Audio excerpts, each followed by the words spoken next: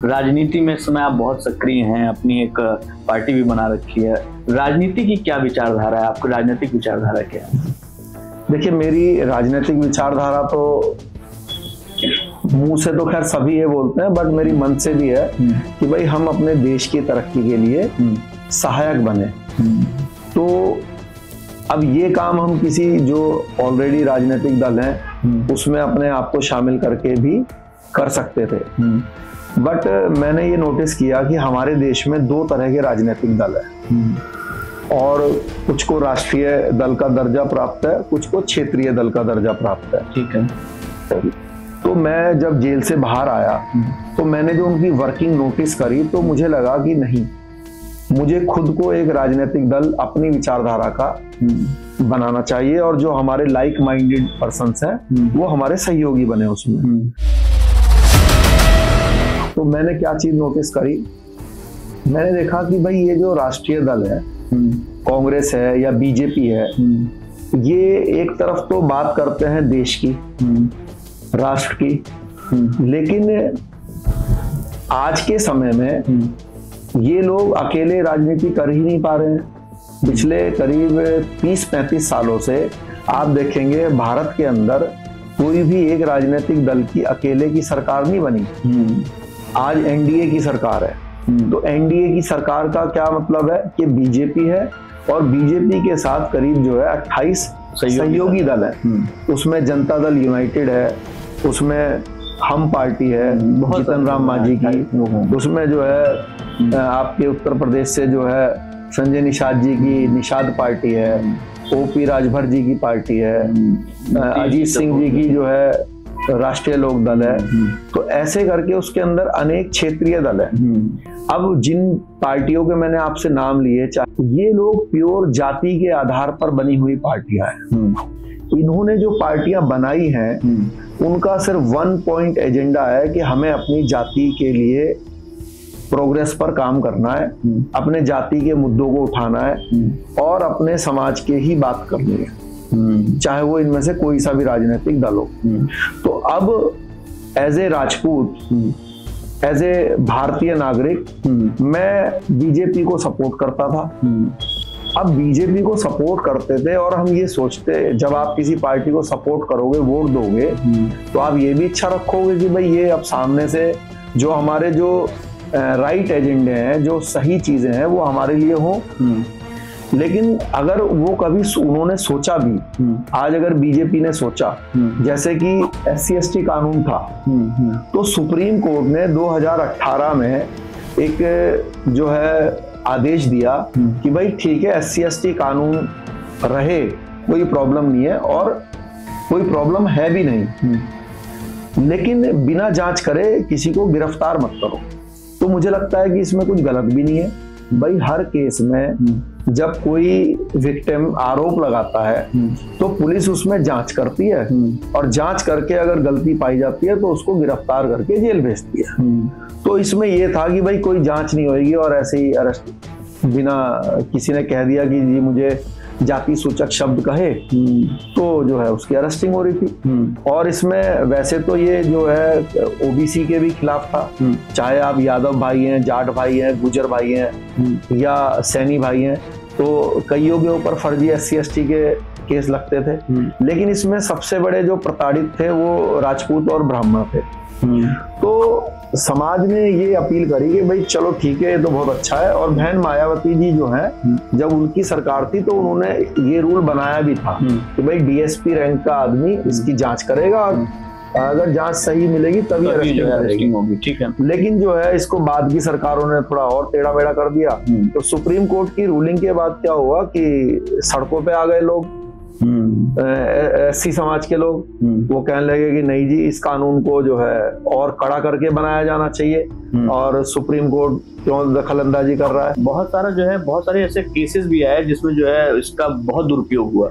गांव देहात, छोटे शहरों पे बहुत ज्यादा दुरुपयोग हुआ। लोग जो है छोटी छोटी बात पे SC/ST एक्ट के तहत जो है मुकदमे दर्ज कराने पहुंच गए हाँ, तो क्या हुआ कि जब वो लोग सड़कों पे आ गए उनके संगठन, तो जो दूसरे जो अगड़ी और जो पिछड़ी जाति के जो संगठन थे वो लोग भी सड़कों पे आए। उन्होंने भी कहा कि भाई खासकर अगड़ी जातियों के संगठनों ने तो कि भाई ये SC/ST कानून जो है वो सही है, ये चीज इसमें गलत नहीं है। बस इसको देखने और परखने का नजरिया और इसका जो है लेवल जो है वो ठीक करने की जरूरत है। हाँ, तो फिर हुआ ये, उस समय जो मोदी जी जो प्रधानमंत्री थे 2018 में, तो रामविलास पासवान जी की लोक जनशक्ति थी और ये अपना रामदास अठावले जी हैं, इनकी रिपब्लिकन पार्टी है, और भी जो इनके जो NDA के हिस्सेदार थे वो लोग सब लोग इकट्ठा होके गए और मोदी जी से कहा कि भाई ये जो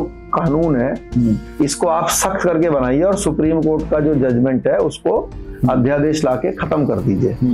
मोदी जी ने उनसे कहा कि भाई देखो, सुप्रीम कोर्ट ने बात तो सही करी है, बिना जांच के किसी को क्यों जेल भेजना, न्याय तो यही बोलता है। ठीक बात है। तो वो बोले कि भाई ये बताओ कि आपको प्रधानमंत्री सुप्रीम कोर्ट ने बनाया हुआ है या हमने, पार्टी ने जो हमारे सपोर्ट है आपको उसकी वजह से आप बने हुए हो।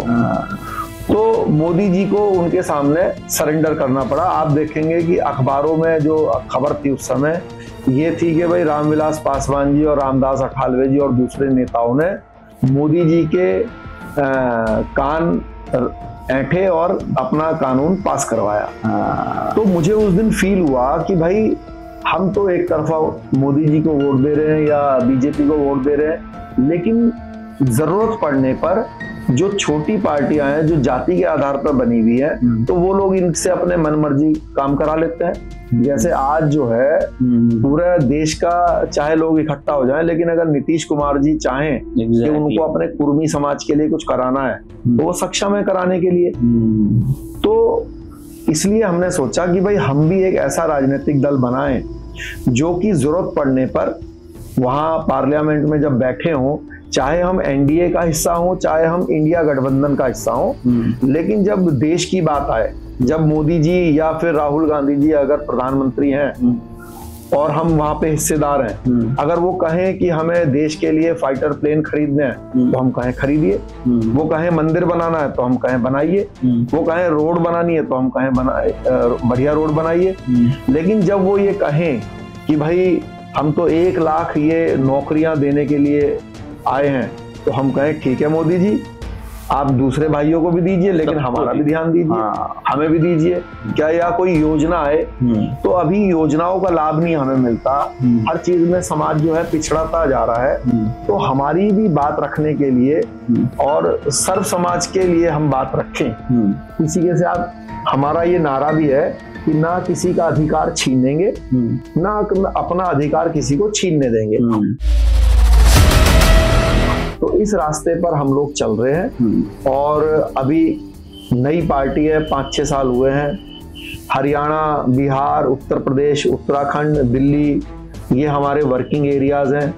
गुजरात, राजस्थान, मध्य प्रदेश, झारखंड और हिमाचल प्रदेश और कुछ और अन्य राज्यों से हमारे से लोग जुड़े हुए हैं, डिमांड करते रहते हैं यहाँ पर भी आप चीज़ों को बढ़ाइए। बट अभी हम इस मुहिम पे चल रहे हैं कि पहले किसी जो वर्किंग एरिया है हमारे ऑलरेडी उन किसी राज्यों में से विधानसभा में एंट्री करें, अपनी बातों को वहाँ रखें, समाज के साथ न्याय करवाएं, 36 बिरादरी के साथ न्याय कराएं और फिर जब लोग हमारे वर्किंग को देखें तो फिर हम अपने काम को एक्सपेंड करें। अभी हमने राजनीतिक दल बनाया हुआ है तो कई लोग मुझे ये बोलते हैं कि भाई आपके पास जीवन में 20 साल और हैं अभी या 25 साल और हैं, 50 इयर्स के आसपास आपकी एज हो रही है, तो आप जो है दूसरे लोगों की तरह राजनीति क्यों नहीं करते? आप बीजेपी से टिकट लीजिए, आप कांग्रेस से टिकट लीजिए, MLA बनिए, सांसद बनिए। अभी जितने भी हमारे, अगर मैं राजपूत नेताओं की बात करूं, चाहे वो कोई भी हो, किसी का नाम लेना ठीक नहीं है, लेकिन अगर वो बीजेपी से कोई सांसद है या विधायक है तो उनकी कोई हैसियत थोड़ी ना है कि वो अपने पार्टी के खिलाफ जाकर अगर कोई समाज के सामने कोई समस्या है तो उसको विधानसभा या लोकसभा में उठा ले। तो वो लोग तो क्या है कि वहां पर एक तरीके से उनके पपेट है। तो पपेट बनने की मेरी इच्छा नहीं है, वरना तो विधायक बन के या सांसद बन के हम भी दिल्ली में बंगले में रह सकते हैं और उनकी तरह घोटाले करके कुछ पैसे भी कमा सकते हैं, लेकिन वो मेरा एम नहीं है जीवन का। मेरा एम है कि भाई हम अपना झंडा बनाएं और उस झंडे के मार्फत समाज की बात को रखें, समाज के लिए कुछ अच्छे काम करें और जो दूसरे जो बिरादरी के हमारे भाई हैं वो भी कहें कि भाई इन्होंने हमारे हकों की बात भी करी, कोई भी नाजायज बात नहीं करी कभी। तो इस तरह का हम काम करना चाहते हैं। अदरवाइज तो किसी भी राजनीतिक दल से मैं भी अपने परिवार के व्यक्तियों को टिकट दिला सकता हूँ, है ना। समाज अभी इस बात को समझता नहीं है, समाज इसी बात पे खुश होता रहता है कि भाई ये बाहुबली हैं और ये वो हैं, ये ऐसे हैं। लेकिन समय पड़ने पर आपने देखा होगा कि बाहुबली कैसे पूंछ दबा के जो है चुपचाप बैठ जाते हैं जब समाज को कोई विपत्ति आती है, क्योंकि उनका जो लीडर है एक्चुअली क्या है, एक दिन राजभर जी ने एक बात बहुत अच्छी बोली थी, योगी जी के लिए बोली थी कि ये जो योगी जी हैं ये लीडर नहीं है, ये तो लोडर है।